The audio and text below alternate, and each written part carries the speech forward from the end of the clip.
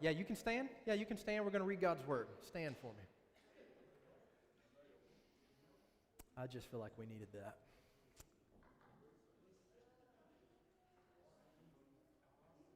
Matthew chapter 5, verses 2 to 12. And he, Jesus, opened his mouth and taught them, saying, Blessed are the poor in spirit, for theirs is the kingdom of heaven. And blessed are those who mourn, for they shall be comforted. And blessed are the meek, for they shall inherit the earth. And blessed are those who hunger and thirst for righteousness, for they shall be satisfied. And blessed are the merciful, for they shall receive mercy. And blessed are the pure in heart, for they shall see God. And blessed are the peacemakers, for they shall be called sons of God. And blessed are those who are persecuted for righteousness' sake, for theirs is the kingdom of heaven. And blessed are you when others revile you and persecute you, and utter all kinds of evil against you falsely on my account. Rejoice and be glad, for your reward is great in heaven, for so they persecuted the prophets who were before you. The word of God for the people of God, and if you would say together with me, thanks be to God. And you may be seated. You know, I had the sermon message wrong all week. All week I was preparing for blessed are those who are persecuted for righteousness' sake. And then yesterday I was putting the information in, and I realized that I was skipping being a peacemaker. If that tells you anything, so I went back, and today we're focused on being peacemakers. And I really titled this, The Art of Making Peace. Making peace and art. You've heard of the art of war. What about the art of peace? What would that look like? What does it not look like? Scriptures say this. It says, Blessed are the peacemakers, for they shall be called sons of God. Blessed are the peacemakers. Let me give you a little bit of background information, some initial observations that I made regarding the text. First, this Greek term, is a combination of two terms. The term is ere napoios, and it's the occurrence of two terms, eirene, which means peace, and poieo, which is a verb that means I do or I make. Now these two words are interesting. Eirene, peace, derived from a word that means to join. Presumably the idea is that peace happens when things are put back into their proper relations. In Greek culture, this term for peace has been defined as an interlude in the everlasting state of war. Let me say that again. In Greek culture, the idea of peace was known as an interlude in the everlasting state of war. War was one of the cycles of life, and when you had peace, you paused it just for a moment. It was an interlude. It's also been called a non-warring condition. This can be used both of outward relations in the Greek world and inward states, to be not in a state of a warring relation inwardly. The Greek verb for making, poieo, is where we get our English word for poetry, to make something beautiful. We only have 4 usages of peace in the New Testament, and it's used in these 4 ways. 1, a state of national tranquility. Exemption from the rage and havoc of war. It's used that way. So it's when war is taking place and for a moment in time, war ceases. Secondly, it's used for peace between individuals. Harmony, accord between 2 persons or more. Third, it's used as security, safety, prosperity, felicity. The idea is that if I lived on my land and work on my land and mind my own business, things will go well with me. And then finally, a state of spiritual inward peace. These are the 4 basic usages in the New Testament. And this combined word of being a person who makes peace is only found once in the New Testament at all. So what does it mean? And I want to start with what it doesn't mean. And I'm going to start here. It's interesting that I had the sermons flip-flop because I went to Lowe's this week and I was thinking about all the pieces of blessed are those who are persecuted for righteousness' sake. And as I was preparing that message in my mind, I was really thinking, as I was walking through the Lowe's parking lot, how we live our lives on guard. We live our lives under constant threat. This is what I mean. I'm pulling up, and of course, it's spring. So where is everybody in spring on a Saturday? They're at Lowe's. That's right. Okay? And Lowe's made that brilliant move of blocking off that one other entrance. So we're all in line, and everybody's getting upset with each other because we're all waiting, and they've closed one of the entrances, so now we've got to get to the Chick-fil-A. We all know that Chick-fil-A line's long, and so we're in line, and then suddenly a guy goes around me. He gets in the opposite lane. He speeds past. We have to create 3 lanes to make room for this guy, and horns are honking. People aren't happy. People are turning around, making U-turns, and people are getting quite upset. And in my mind, I'm going, we are always on defense. And then that wasn't the end of it. Because then I found a parking spot. And when I found that parking spot, I had to battle the guy who was going the wrong direction because they're pointed that way because you only go a certain direction. You don't go both directions. And I'm thinking he probably knew that. So, patience isn't a part of going to Lowe's on a Saturday. So we're trying to find a parking spot, and I finally get a parking spot. Then I get out of the car, and there's this big 4-wheel drive truck, and he's taking not just his parking spot, but also part of 2 other parking spots.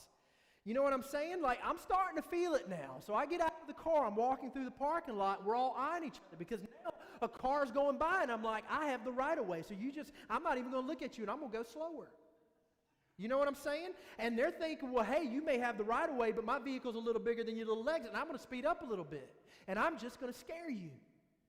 And then we get in the store, and I've got my buggy, and I go to look at the soil, and there's a guy, he's already in front of the soil because I need peat moss, and he obviously needs peat moss too, and he's parked in front of the soil. And he knows that I'm waiting on it, but he knows that he's also in front of me. Y'all, then there's the line at the cash register. Then there's getting the receipt right. Then there's getting back out to the car. And then you get out to the lane. You're trying to get to your car, and there's cars going both directions. But if I'm in the right lane as a person walking, we all have the right of way, so you all have to wait. And this is just our culture. Everything, everybody is a threat. We live our lives in this culture on perpetual high alert, on the defense, because everybody is ready and prepared to take advantage of us, to abuse us, to take our money, to get in our way, to break in line, and we know that, so we just stay on defense. So what doesn't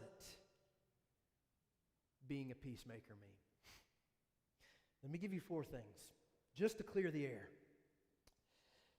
Peacemaking is not people-pleasing. Let me say that again. Peacemaking is not people-pleasing. Peacemaking is not me avoiding dealing with people's displeasure with me at all times. Sometimes we think that's what being a peacemaker might be. It's somebody who just goes, hey, no big deal. If this is what they want, then I'll give them what they want.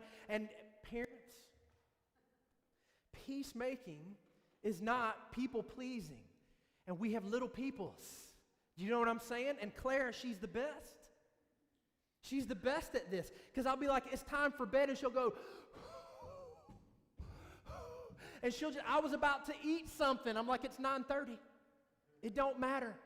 You're not going to eat something now. And it takes a while. There's a method to it. You know what I'm saying? But peacemaking is not people-pleasing. And we sometimes think the quickest means towards getting to peace between us and our children, between us and other people, is simply doing what they want. Like politics. And our children, boy, they're what do you call those people who ploy after politicians? What do we call that? They stand up there and say, Lobbyists, yeah. Our little children, there's like little lobbyists like, okay. You know what I'm saying? Like, I'll go to bed as soon as I get these 4 demands met. All right? I'm going to watch Blue's Clues. I'm going to eat a snack on the couch. Okay, sign it. That's where our kids are. Peacemaking. Number 2, peacemaking is not conflict avoidance. You see, even sometimes when you're not willing to be a people pleaser, you can be conflict avoiding by going somewhere else. That's fine. They're not happy with me. The easiest thing to do is to not deal with those people or those children or those institutions or that culture or that church or that principle, whatever.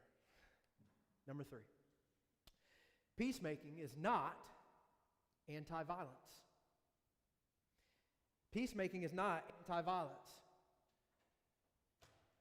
You're going to hear about this next week for Passion Sunday. It's one of my favorite sermons to preach.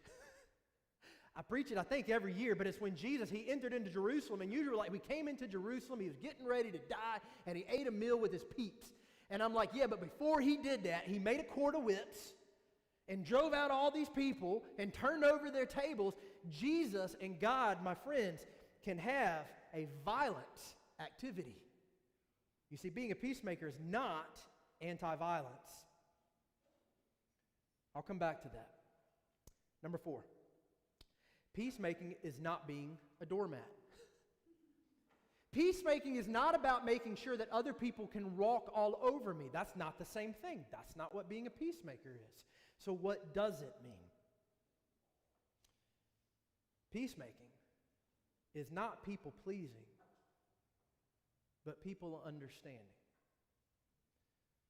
Peacemaking is not about pleasing other people, it's about understanding other people. We treat people in our lives like a constant threat, ready to take advantage of us, ready to break in line, ready to move in on us, take our money, manipulate us. And we judge people quickly and we judge them harshly. If they don't do their job just perfectly, they're thrown in the dumps. They're no good. What are they doing here? Who's running this Chick-fil-A? Where's Walmart's cashiers? What are they doing? If only they knew what they were doing. And we treat everybody in our culture this way. Not people pleasing, but people understanding. Taking the time in our lives to know a person's story and to exercise understanding with why they might be or feel or act a certain way. Number 2, peacemaking is not conflict avoidance, but conflict management. If you've been married for very long, you learn that you don't avoid conflict. If you will avoid conflict, it'll only last a few years, and it will create more conflict. At some point, you have to manage your conflict. Being a peacemaker is not conflict avoidance, it is conflict management. And the sooner you have your first fight, the better it will be. I see all of you nudging each other. It's good. It's okay. I'm not even looking up right now. Peacemaking is not anti-violence, but it is anti-injustice. Peacemaking is not anti-violence, but it is anti-injustice. I was listening to a podcast this week talking about the situation in Mexico with the cartels. I was listening to another one about the situation in North Korea. And I thought to myself, peacemaking for these situations is not standing back and being really nice guys. You know, sometimes in order to establish peace, war must take place. I believe that. Peacemaking is not anti-violence, but anti-injustice. Anti the things that break peace. Number 4, peacemaking is not about being a doormat, but about being a doorway. Not about being a doormat that everybody can trample all over, but being a doorway to something different. Being an opportunity in somebody's life to become something they are not yet. Peacemaking is about giving somebody the opportunity to grow and to change, to explain themselves, to be understood. All right, now the sermon. This is the thing about peace. When we started the whole Sermon on the Mount series, and especially the Beatitudes, if you'll remember, and I'll talk more about this when we come back to it after Easter, but if you remember what we talked about with the Beatitudes turn everything on their heads. Blessed are the poor in spirit. You know what I'm saying? Like the poor in spirit, that's like poverty of spirit, and you are blessed. There's like this kind of ongoing contradiction to this whole Beatitudes thing. Blessed are you when people hurt you, persecute you. Blessed are those who cry and mourn and shed tears. I mean, it's just this weird kind of flip-flop of things. And it's no different with this. Blessed are the peacemakers, those who make peace. And the thing is, it doesn't really work. It doesn't work. You know who the greatest peacemaker there was? Jesus. And you know what we did to Jesus? The crucified him. And then his very disciples, the ones that he trained to go out, who sat and heard this sermon, he said, "Blessed are you if you're peacemakers." And they went out into the world. And as they spread a message of gospel peace, guess what happened to them? They were all martyred. They were killed, exiled to islands, hung, crucified upside down. And the first 300 years of the church were stories of incredible persecution, which is why I think Matthew ends this whole Beatitudes with blessed are those who are persecuted for righteousness' sake. You see, being a peacemaker doesn't work.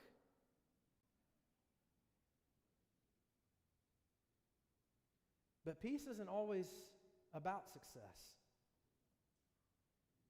But it is a way of being and living that shifts the focus away from my insecurities toward the well-being of those around me. You see, peace doesn't always work for the person giving it, creating it, making it, exercising it. It's meant to exist for those it's pointed towards. And the only people who can do it are those who are secure enough in who they are to offer it. Because when we are on high alert and constant defense with the people around us, it's because the people around us threaten us. They make us feel vulnerable. They make us feel like they're going to take advantage of us. And here's the thing, it doesn't work. We know that if we exercise peace, if we start handing out peace to all these people, especially if you own a business, guess what they're going to do? They're going to take it. And you're like, that wasn't the point. The point was for you to feel real guilty and to make things right. And they're like, no, you offered, and I'm going to take it. That's what people do. It doesn't work. But peace isn't about it working for you. Peace is about it working for others. That's why we have that big sign on the door that says, for the life of the world.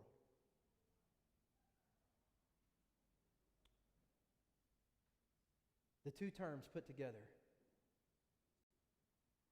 the term from which we get poetry, the verb, wax poetic with your peace. Wax poetic with your peace. This is what I mean. You remember when we talked about mercy? We said mercy is like an investment. And everybody's been given so many shillings worth of mercy to hand out. And we can use that to invest in the world, to withhold, to exercise power. Well, peace, be an artist. Be an artist with your peace. Jesus was an artist with his peace. Let me show you. It is Jesus' unsuccess in making peace that got him crucified and ultimately brought peace to the world through the back door. You see? Now that is creative. I'm going to offer peace to the world. They're going to crucify me for it, put me to death, bury me in the ground, and there I'm going to rise from the dead. And in that action, I'm going to give peace to the whole world. And you didn't even see it coming. I snuck it through the back door. I remember being in a little bit of a... Y'all probably don't fight with your siblings, those of you who have siblings. I did, just saying. And I remember one time a specific issue, and my heart was resentful and bitter and twisted. And I remember the moment the Lord, I was driving home from work. I lived in Georgia. This was a very long time ago. I remember driving, and I remember the spot on the road where I knew I was right. You know what I'm saying? Like, I was right. And I was riding on the road, and I remember the spot, and I felt the Lord say, pull over. And I pulled over on the shoulder of the road. And while I was there, the Lord said, call them. You call them. I don't care if you're right. You offer peace. And you apologize. I was like, wait a minute. That doesn't work for me. You see what I'm saying? That won't be successful. It's like it's not supposed to be successful for you. It's successful for them. And you know what came through the back door? Some of the best decade of relationship with my family that I've ever had. Shock the world. Friends of Jesus, sons and daughters of the King, wax poetic with your peace. Shock the world. with empathy. Shock the world with emotional security. Shock the world with a spirit of non-judgment. I need to say a word about this, and this is where I end. I need to say a word about this spirit of non-judgment because I'm not good at it. My personality is such that I want to make things better. Like I see something, I'm like, I can fix that. I want to fix that. And you know what that tends to do in a person with a personality like mine? We all have some form of it. It's like we begin immediately to think about what other people could do better. You know what Walmart could do to increase their... Come on, y'all. I think they're pretty smart. You know what I'm saying? Like they're pretty good at what they do. They did a good job at it. And we look at people in our life and we just judge them. We think that if we had their position, think about how good we could do it. And if only we were in that place, we could really do it. And if I had kids, I would know what to do with that kid, and you know nothing. We live and walk with a spirit of judgmentalism everywhere we go. It's why we're on threat. Who does he think he is pulling up like that? He didn't even put his blinker on. And what's he doing? It's the way we live. We have every reason in the world to put other people down and talk about why they're not good at what they should do and why they need to go get more training and what are they doing in this position and I should have this position and what's happening.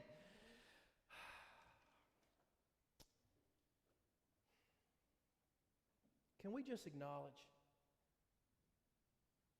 not just believers, but other people in the world, none of us are really good at a whole lot of things. We're not good at it.